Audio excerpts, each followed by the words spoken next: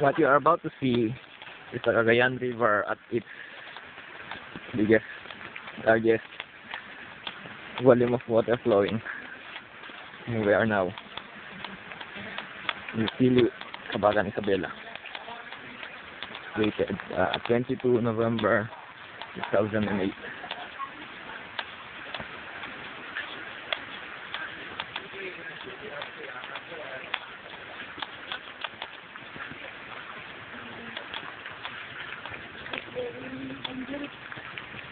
This width is 5-6 times wider than the usual, the normal width of the river.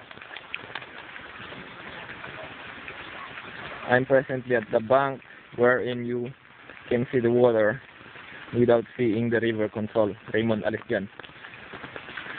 River control is concrete. Yeah, and there's a person there. You can see. Nakasakay siya sa isang driftwood.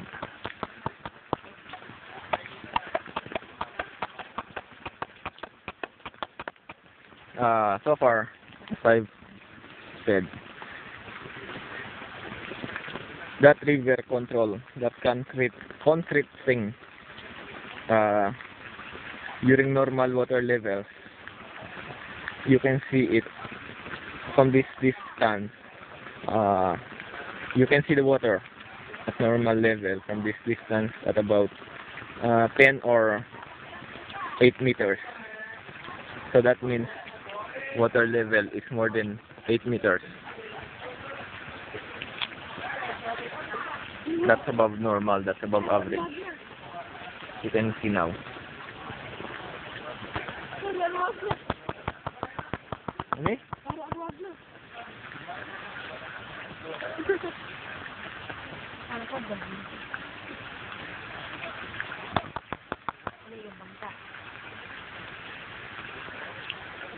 I can hear a boat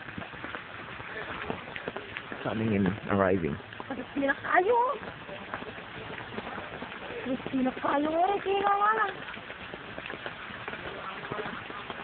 As you can see,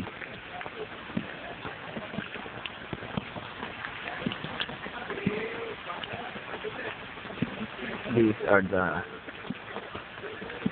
people who take advantage of such situations, even though it is dangerous. This is their way of life, wherein poverty is at an increasing rate. They tend to do whatever they can, however they can, to alleviate themselves from poverty. So these dangerous acts, dangerous moves to take driftwoods.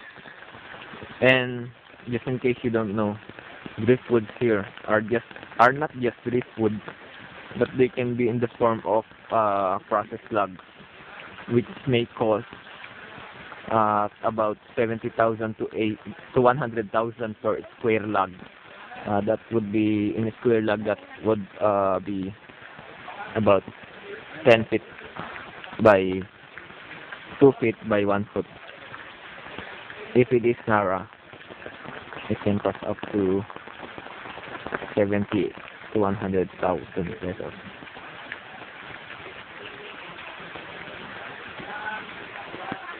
This is what happens in here